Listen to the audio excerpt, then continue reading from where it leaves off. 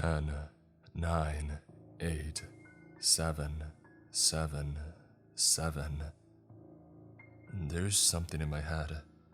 I think I've done a bad thing. Tell me I haven't done a bad thing. I keep losing time.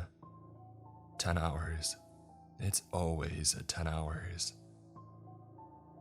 What I lost comes back to me in nightmares that I can't decipher. I'm strapped to a bed. I can't move. I can't scream. There's something sharp. The point of a needle getting closer and closer to me. It's been nearly 2 weeks since my interview at Starbooks Coffee, and I'm sure the video I was made to watch as part of my induction did something to me. It's done something to my head. That's why I'm losing time. Why I feel like I'm losing myself. Whatever happened to me and the other interviewees at the back of the Starbooks Coffee, it's rooted itself into the back of my head. I'm counting all the time. I wake up counting. I fall asleep counting, but I don't know why. I don't know why because most of my day has been torn from me, and I'm left with fragments that I'm trying to piece together, like a jigsaw puzzle. I'm sorry if this doesn't really make any sense. I can barely decipher my own memories, and what I have managed to salvage is coming out like incoherent babbling. I'm trying to write as calmly as I can, but I don't have much time. I don't know how much time I have, because I should be doing something right now. I should be somewhere else, not here. The voices in my head, the ones that hurt me, the ones that tell me to come back from 10, they're pulling on my thoughts. They're in my head. They're in my head. They're in my head. I've lived out 7 days since I initially posted here, and I can barely remember any of them. I can remember small things like eating breakfast with my roommate and grabbing milk from the store. I can remember phone calls with my mother, but the rest of it, it's gone. I don't remember going to class. I don't remember going to work, but I must be because there's always an empty Starbucks cup on my bedside. Just like a reminder. My name scrawled on the front in black marker pen. It's my handwriting. Always a triple venti, half sweet, non-fat caramel macchiato. I don't remember writing it. I don't remember a lot of things, and it's starting to drive me crazy. My life is being sucked down a plug hole and I can't get it back. Whatever I'm doing though, I know that it has something to do with Starbooks. It has something to do with Anna and the video that she had forced me to watch. Yesterday, I woke counting to that same noise, the one that had ripped into my brain when the grinning woman on the video had been crawling inside of my head, seeping into my thought process and slowly taking control. I was on the floor, curled into myself. My body ached, like I had willingly thrown myself through a meat grinder. It took me several seconds to fully come to. I was on my back in the same clothes from the day before. They felt filthy, sticking to my palmy skin. I stared at the ceiling for a moment, trying to get control of my own mind, my own lips, but I was still mouthing numbers. 10. I squeezed my eyes shut and tried to think of something else, anything else, but the countdown was cemented in my brain. 9. When I tried to force my lips into my control, the opening of a song that I liked, a poem I had written in my sophomore year of high school, the numbers took over. 8. I shook my head. 7. I waited for 6, but 6 never came. Instead, my lips kept going in flocks, mouthing the same number. 7, 7, 7. When I sat up, dazedly blinking through morning sunlight, I glimpsed something on my bed. A tiny camera. Next to it was a USB cable and my laptop sitting idle. The last thing I could fully recall was helping my roommate drag in a sofa that she had bought off of Craigslist, but even that was blurry. My bedroom was dark. The bedside lamp I normally kept on all night was off. My jacket was flung on the bed, next to the laptop, and bizarrely, my phone was on the other side of the room. Leaving my phone to charge, I set up the camera. It was brand new, but I had no memory of buying it. When the device pinged on my laptop, I double-clicked, and whatever footage I had managed to record had popped up. What looked like the reflection of an eye shrouded in darkness. I was about to press play when my bedroom door flung open. My roommate Cass was poking her head through. She looked half asleep, blinking through dark hair hanging in her eyes. "Aren't you supposed to be at work?" Cass's voice was a soft croak through a yawn.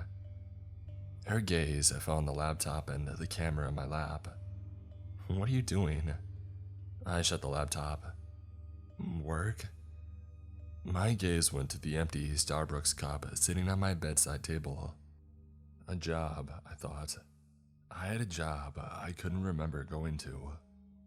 The last time I remembered stepping foot in the coffee shop was the night of my induction. After that, I had slept for 3 days. Though I was starting to wonder if I had really been sleeping. I was living a wholer life without even knowing. Maybe I was crazy. I thought dizzily. My aunt had a brain tumor. What if that was what this was? I could vaguely remember being 16 and Googling the symptoms, pulling up a WebMD page. Memory loss, confusion, headaches. I wasn't sure about hallucinations, but could that really be it? I thought.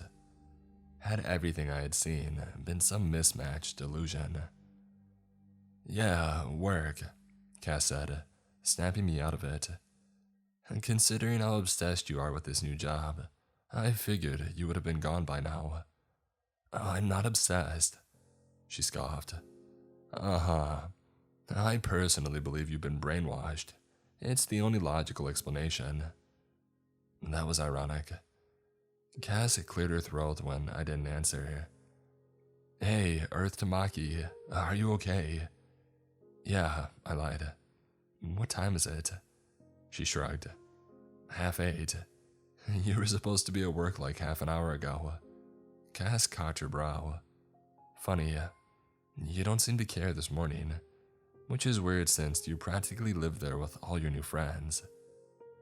I ran my fingers through my hair. It felt like straw. "Live there?" "Yeah," rolling her eyes, and my roommate scowled. "You're barely at home. Didn't you get back late? Aren't you tired?" I had to think about that. Was I tired? I felt like crap, sure. My head was pounding and my body ached, but I wasn't tired. Before I could answer her, Cass shot me a smile. "Just promise me, okay? Don't go dump college for some barista job. It might seem fun right now, but you need to think long term. It's just something to think about." "Cass," she cut me off, disappearing back down the hall. "You're gonna get fired if you don't move your butt." Shuffling off my bed, I stretched. My mouth was dry, like I hadn't drank in hours. "Can you make me coffee?" "I'm half naked," came her squeaked reply. It's not like I wanted to go to work, but I did want to know what was going on. I wanted to know why hours of my life were being sucked away, and I was left with splintered pieces. Pieces that really didn't matter. The nightmares bled back into the forefront of my mind. Starched white walls in the ceiling, intense golden light blinding me. Gloved fingers curled around a scalpel, which was inching closer and closer to me. They didn't feel like the night terrors that I had as a kid, the ones that I could brush away. These ones felt real, like they had happened. My Starbooks induction was still playing in my head. The test with mind-bending questions that messed with my psyche, and the coffee I was sure Anna had drugged to lower my inhibitions. Whatever she had subjected me to was causing my blackouts. But what exactly had the video done to me? The question enveloped my thoughts while I showered quickly, changing into fresh clothes and grabbing my bag. I was stepping out of my apartment, a dry piece of toast hanging out of my mouth, my hands in my hair trying to tie a decent pony, when a figure loomed into view. The guy was leaning against the doorframe, no longer in a bright yellow hoodie. He wore a fitted jacket over his shirt and jeans, a pair of Ray-Bans with slicked, dark brown hair in the back. "Finally," he said in a breath. His expression was bright, but I noticed dark shadows under his eyes. His cheeks had a pallid look to them, like they were drained of color. "We started work like an hour ago." I was speechless for a moment. It was one of the other interviewees. I dug for a name, but my mind was blank. The guy's lips curved slightly. "Sam," he said. "You've forgotten my name already, huh?" Ouch. No, I started to walk, quickening my pace. "Sorry, a brain blank." He shrugged, sticking to my side. "Hey, it happens to the best of us." I knew him. That's what my mind was telling me, at least. I had been working with him for a week. When I raked my brain, however, there was nothing. Even when part of me knew of laughing with him about TV shows none of us watched, kicking through fall leaves on the way to work, and awkwardly asking him to fix the coffee machine for me.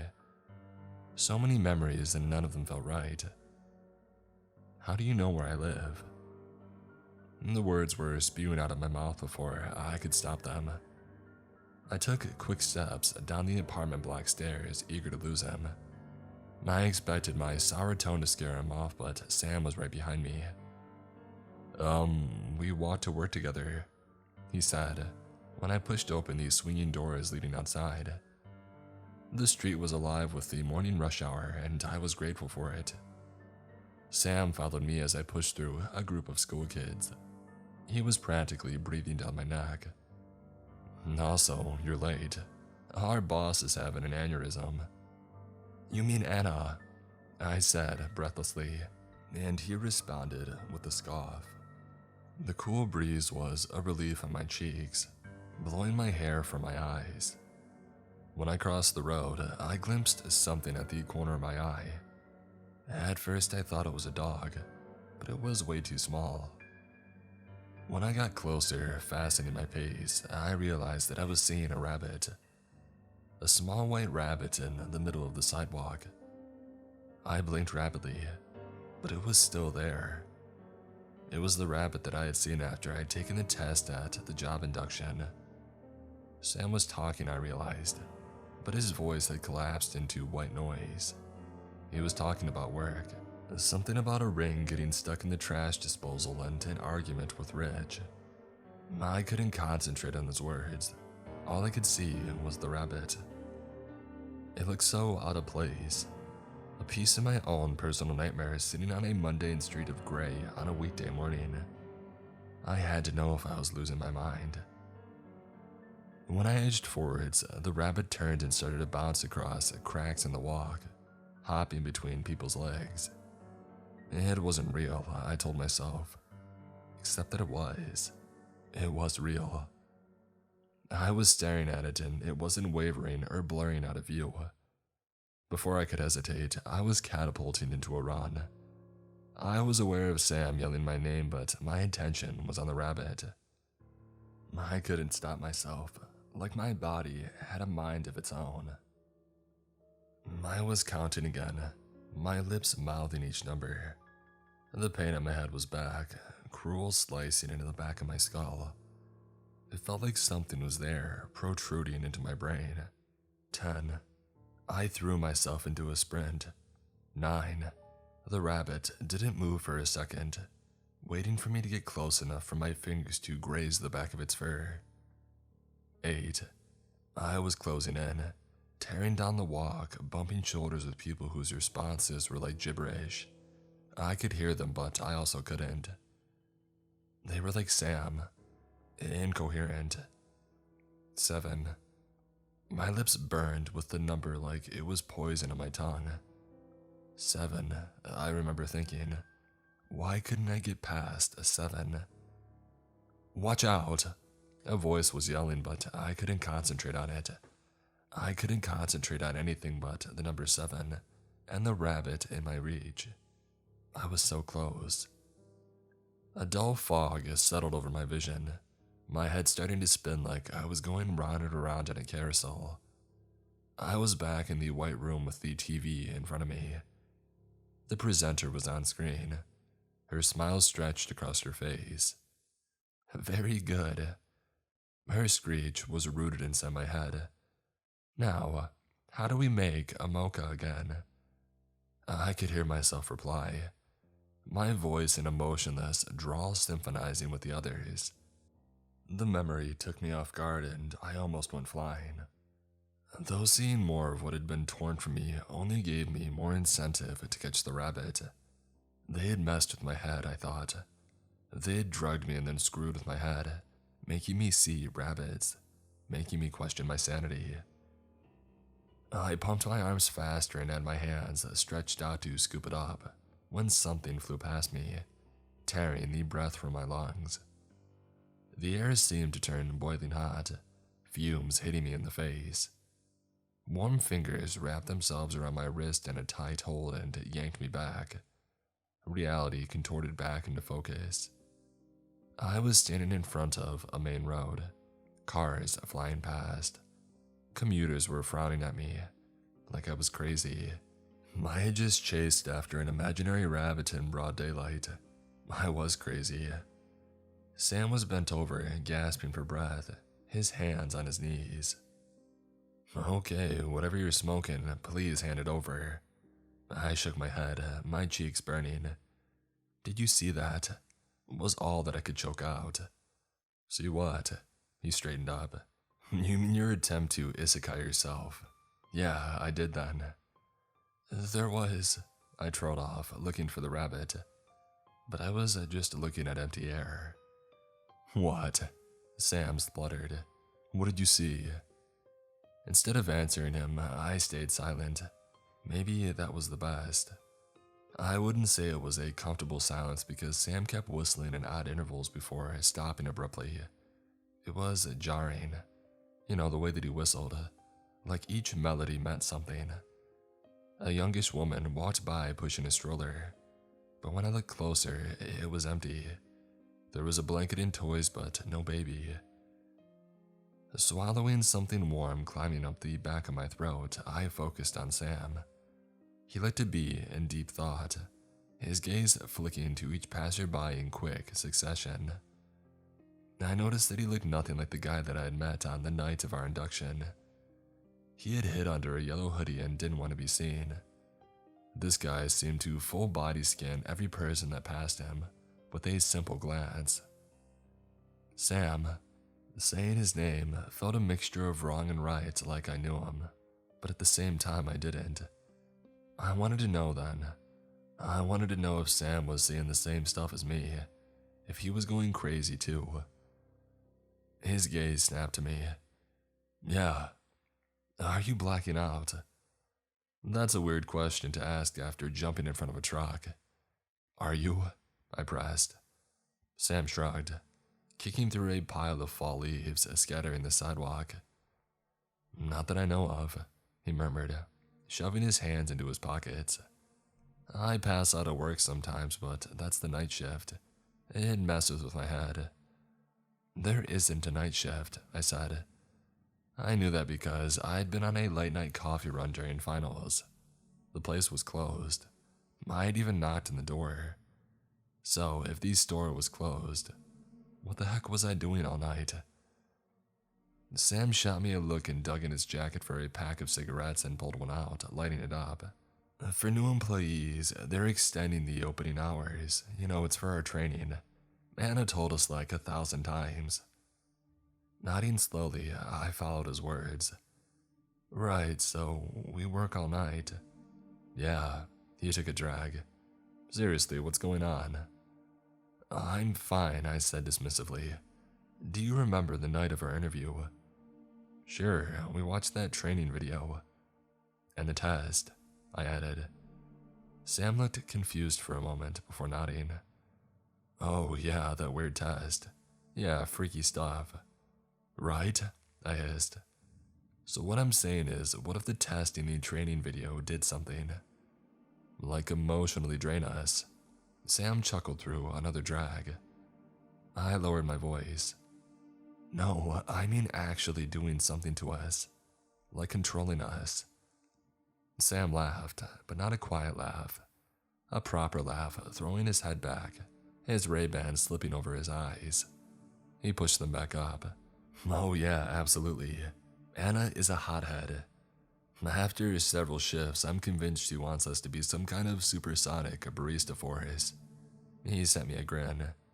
Who needs sleep, right? Not us.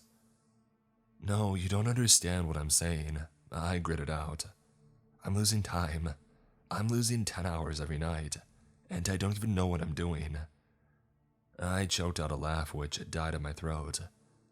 You keep telling me that I'm working with you and that we're colleagues, but since the night of our induction, I have no memory of working.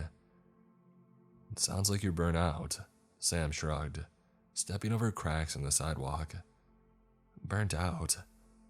Yeah, like I said, we've been doing long shifts. Hey, I can relate. I mean, we've been working the night shift for a week now and Anna's working us like dogs. So, we're all bound to lose ourselves at some point, you know? He shrugged with a smile. Baristas, man. We're humanity's obedient people with a meager wage. His ignorance was driving me crazy. How could he be so dismissive? He remembered the test and the training video, so it didn't make any sense that he seemed unfazed by everything we had been forcibly subjected to. And what about class? I demanded. Class, you're a student. Sam's expression changed drastically, his eyes prickling with confusion. It almost looked like he was awakening from a trance, like the fog over his eyes was clearing, even if it was just for a moment. Class, he murmured, his tone soft and whimsical. I haven't been to class in a while, actually, which is weird. In fact, I was going to do something. His expression twisted, like he was trying to remember, but was finding nothing. That's what I'm saying, I whispered. Sam, they did something to us. He shook his head, seemingly snapping back to normal. Nah, we're just tired. Sam nodded, as if reassuring himself. Yeah, we're tired. We're tired, and that's why I forgot about it. About class. We're tired. His voice reminded me of my own during the training video.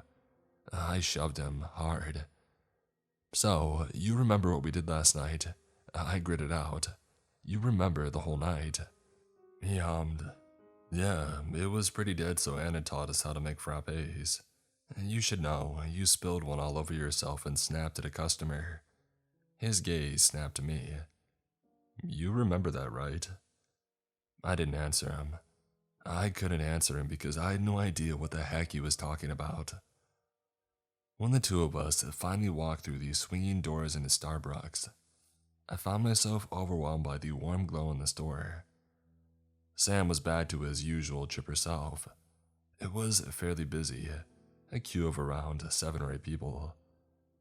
Sam ushered me behind the counter and I had no idea what to do or where to go. The other 2 interviewees were working.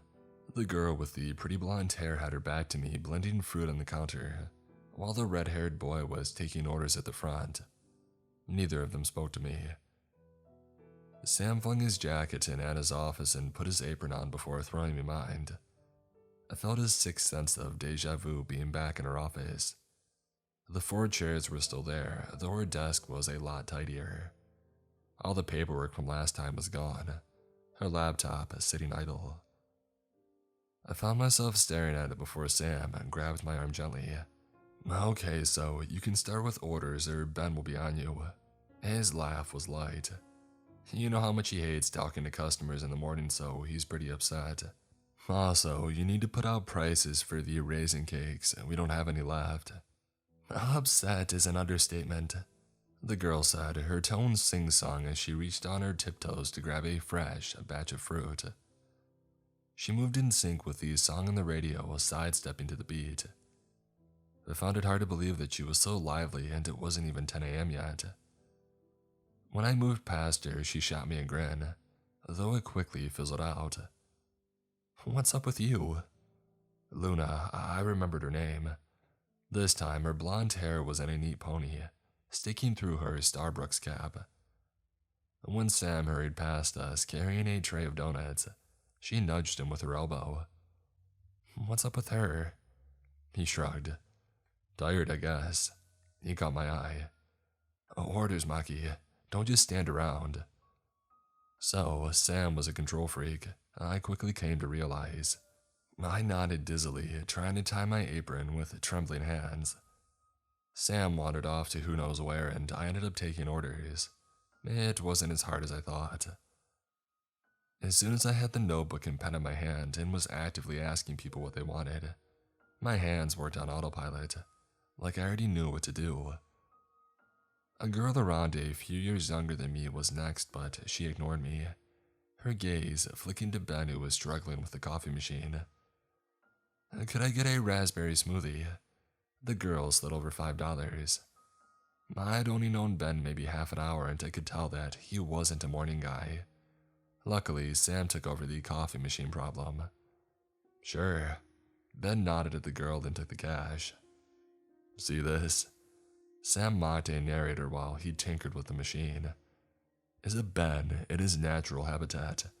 If you look closely, you'll see he's intentionally ignoring the female's advances. In fact, a Ben has been shown to ignore advances from the male and female. He's baffling scientists everywhere. See, look. Here's a demonstration. The way the girl was leaning into the counter, trying to expose as much cleavage as possible, made it inherently obvious what she really wanted. When Ben dumped a smoothie in front of her with way too much force, her lips quirked into a smile. "Could I get a straw?" She was talking directly to him when Sam and I were right there. Sam nudged me. "See? Nothing." Nodding, Ben grabbed a straw and pierced the top. "Enjoy." The girl hummed. "Could I maybe get a number too?" Ben leaned on his fist. 56, he grumbled. His gaze snapped to a young kid in the queue. "Next." The girl's mouth opened slightly like she was going to say something before she turned and stalked out. "Wow." Sam straightened up. "That was brutal." Luna laughed, her back to the three of us while she prepped fruit. "It's like he's oblivious." "Thanks." Ben rolled his eyes and turned to me with his arms folded.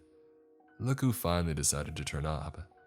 He wasn't smiling, but there was a gleam of playfulness in his eyes. I knew it. At least that's what my brain told me. "Ben." Sam worked like a robot, his hands doing 7 things at once. Somehow. "Be nice." "What, I am nice."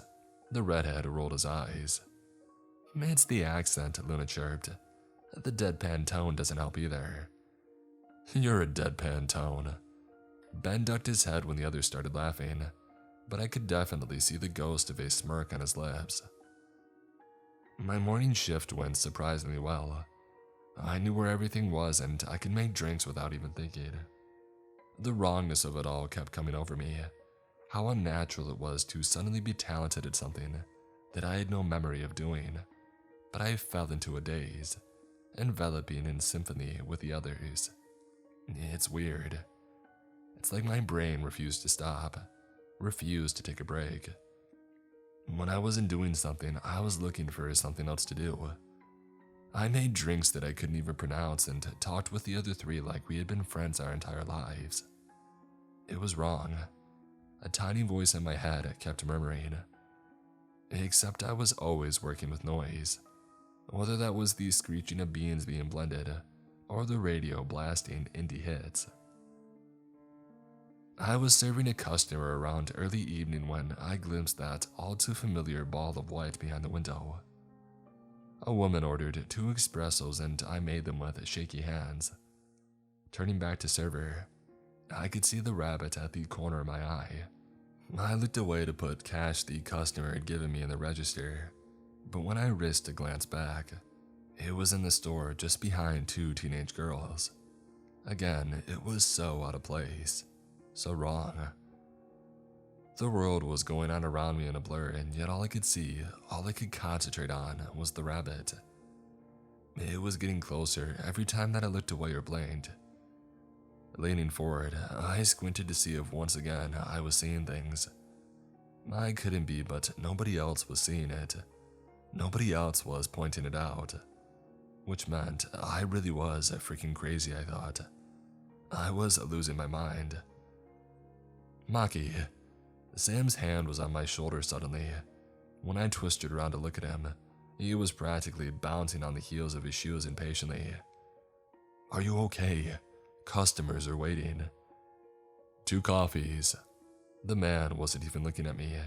His gaze stuck to his phone. When he did look up, his lips were moving, but I couldn't tell what he was saying. Instead, I was looking for the rabbit. It was inches from the counter, staring up at me with beady eyes. I squeezed my eyes shut and rolled it away, but it was still there. The others were working behind me. I was aware of Sam taking over my order and Ben lecturing Luna about something, except all the sound had been sucked away, leaving just my own breathing. I felt my arms fall to my sides. I couldn't breathe. The time, I thought suddenly. What was the time? I don't know why the words were in my head, scattered like alphabet soup, but they pushed their way to the forefront of my mind like they had always been there. I looked for the time. I was used to looking at the clock above the door. When I glanced back at it, however, the numbers looked backwards, warped, wrong. I stumbled back with a sharp cry and grabbed for my phone in my pocket. When I looked at the time on my home screen, it was the exact same. Wrong. The numbers were distorted and blurry like I was underwater. I dropped my phone. I knew that I had dropped it because I felt it slip from my fingers. The world seemed to fall away before my eyes. The ground was torn from beneath me and I was falling. I wasn't sure where. I could still hear the soft thump of the radio blasting. And voices. Except I was somewhere else. I was somewhere I wasn't supposed to be. A place far away from my reality. Far away from what I believed in. White walls, a silver ceiling. I was moving fast. The walls were flying by in a dizzying deluge that I couldn't comprehend, and my stomach was diving into my throat. I couldn't move. Something was restricting my arms and legs. There are voices around me that were drowned in white noise. When I opened my mouth to cry out, cold hands shoved my head back down. Figures. I glimpsed figures dancing around. Silhouettes bleeding into the shadow. I was pushed through doors that looked familiar, and yet I had never seen them before. Someone was looming over me. Another faceless shadow prodding and poking me with sharp fingernails. The shadow spoke, but I couldn't understand what they were saying. Their lips moved, but only gibberish came out. No, no, no, no! Get off me, get off me! A panicked cry slipped into my ears. I knew it. When I lifted my head, straining from the Velcro straps pinning down my torso, a guy was dragged past me. I knew from the flash of red curls caught in the dizzying light who it was. It didn't look like him, not the guy that I had just been working with. There was something wrapped around his head, spotted different shades of red. A bandage. Ben was being carried by 2 people in white. He was struggling and dragging and kicking his feet. His arms were tied behind his back. I couldn't see his face. When I tried to see it, I only saw a distortion. I only saw what my brain wanted me to see. I saw his feet, filthy and dirty, scathing pristine white tiles as he was dragged further and further away. When Ben disappeared through a door at the end of the long winding corridor, I was pushed through another set of doors. The whole place seemed to be just that. Doors. Doors that led into horrifying places illuminated in sickly light. "Where's Ben?" I said with no sound. I had no voice. The words were tangled on my tongue. I kept asking after trying to, but I was ignored. This time I saw a face. A real face that I could identify. It was a man around my dad's age. His eyes were cold and calculating, lips twisted into a scowl. He leaned close and prodded the back of my head. Something was there. I could feel it protruding into me. A sickening crunch sent my stomach into my throat, and my response was to cry. But I couldn't cry. My eyes were dry and my chest was heaving, but where there should have been an emotional response, there wasn't. Pain. There was so much pain, and I couldn't stop it. My body reacted to his touch, spasming, but I couldn't stop it. I couldn't control my contorting limbs that were no longer mine. I screamed. I didn't hear my scream, but I felt it burning in my lungs. Something was there. Something was in my head. I felt it like a parasite, like a leech crawling into my brain. The man held no sympathy in his eyes, no mercy, nothing. When he raised his hands to signal the others around him, his fingers were slick scarlet. "Count back from 10, he ordered. I did. I did when his fingers were in the back of my head once again, twisting. 10. The number slipped from my lips in a soft sob. 9. 8. 7. 7. 7. On the 4-7 garbled on my tongue, he plunged his fingers in once again. "It's not working," he grunted, turning to somebody out of my view. "Protocol 2193 was administered successfully. The subject seems to be having trouble following instructions. I'll need to do further tests, which includes going deeper than I had expected." With him distracted, I could only stare at the ceiling and wish death upon myself. I wanted to end it, I thought dizzily. I want this, I want this, I want this. When something sharp stabbed into my head, I felt something warm and wet slide down the back of my neck. I felt it dampening the sheets that I was lying on. I started counting. I was counting when a tube was forced into my mouth, and something dripped down the back of my throat. At first, it was a slow drip, drip, drip. But then it was gushing through my lips, choking me and burning me inside out. The same man was there again. "Count back from 10 for me." His voice was far more gritted and impatient. I tried again. My lips were burning, my chest was burning, my body was burning. I don't remember the countdown.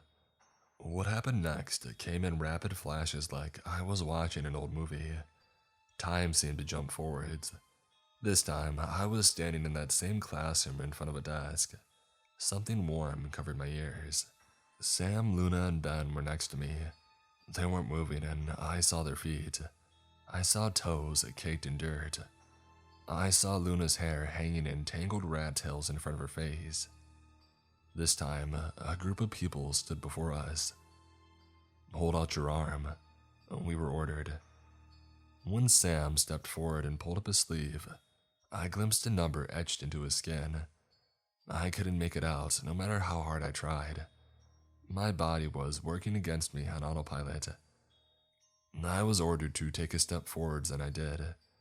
Something cold pierced my skin, and I stopped thinking for a while, my mind swamped in cotton candy. My half came to, sitting at a desk once again. The room was dark. The TV set was on, static blurring my vision. Anna was standing over me with a pinched expression. I felt her hands tiptoe across my scalp before reacting. She straightened up with a sigh. "Are they ready?" That same male grunt sliced into the silence. Anna nodded. "Not fully. However, if you really want a demonstration, go ahead." "Indeed." The man cleared his throat. The TV flicked to the bright blue screen. Identify yourselves. The words were coming out of my mouth and I had no control over them. But I wasn't alone. Sam, Luna, and Ben joined in. Our voices once again in symphony. Stand by. Project White Rabbit. Test 3. Phase 2. Very good. Now count back from 10. We did, slowly. Another training video started, this time presented by a man, but it was mute. As the numbers fell effortlessly from my lips, I was tracking red squares once again, my eyes catching each one that hit corner to corner. When we were on the number 4, the bulb above exploded, showering the room with glass. I didn't move. I couldn't move. 3. The desk that I was sitting on started to rattle, and then the walls were shuddering. An earthquake was my initial thought, but when we had reached 2 and then 1, I realized that we were the ones doing it. Turn it off, the man ordered. The TV was switching off and the room came to a standstill. Murmurs filled the air, speech I couldn't understand. Agent Terran, you said Mir was a success. I did, Anna said. There seems to be something interfering with the signal. Let me fix it. The man nodded. The initial stages went better than we expected. White Rabbit is on track to becoming one of our greatest breakthroughs yet. It's still a massive risk, Anna murmured. If we fail, the consequences will be catastrophic. What we're doing will benefit America's children. The man cut her off. Now, allow me. The TV was switched back on. With all due respect, Agent Terran, we will get better results if we use GM46. While he spoke, my eyes found the TV screen once again, while it flicked onto what looks like an old slide presentation, before landing on one that looked stained red like it had been burned, or attempted to be burned. Underlined at the top, I could just about make out Protocol GM46, only to be subjected in extreme cases. Protocol GM46 should only be used if vocal, psychological, and physical torment has no efficacy. Please only use as a last resort. Anna shook her head. I saw emotion prick onto her face. Agent Carter, there is no need for that. Yes, there is. If no progress is made, we will be going through with GM46. Anna's gaze snapped to the bright red screen. But it's... Stand up.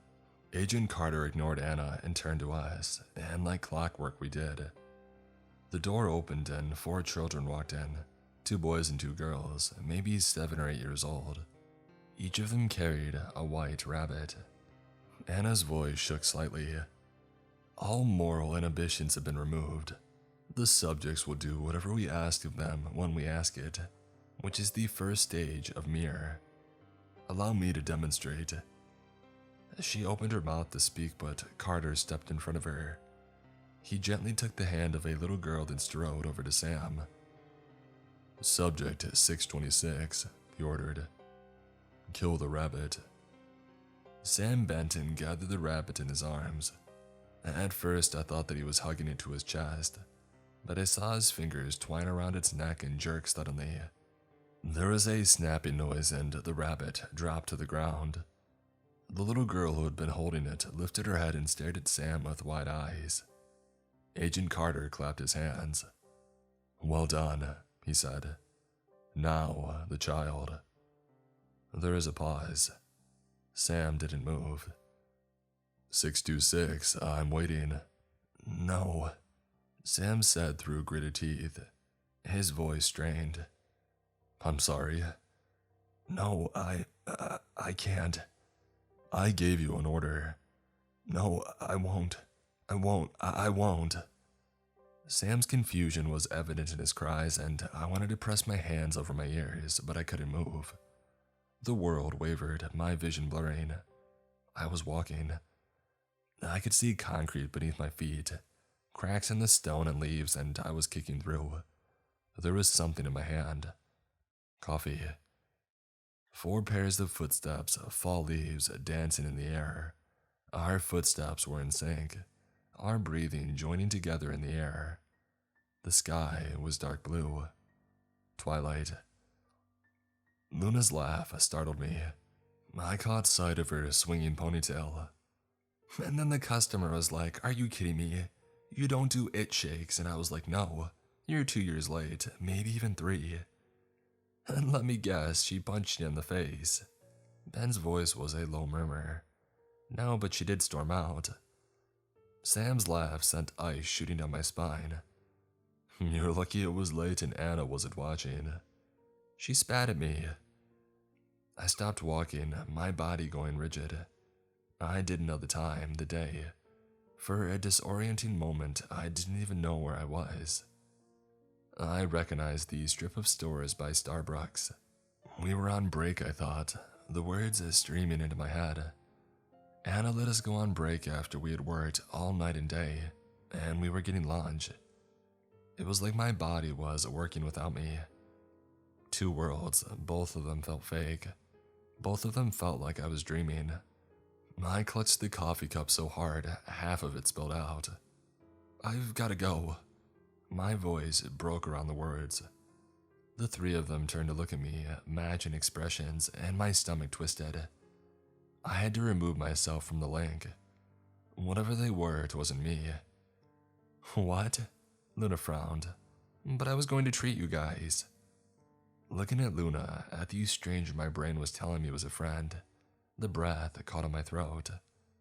I had to tell them. Before I could stop myself, I was grabbing Sam's jacket sleeve and pulling it up, but there was no number. Sam jerked his arm away with a snort.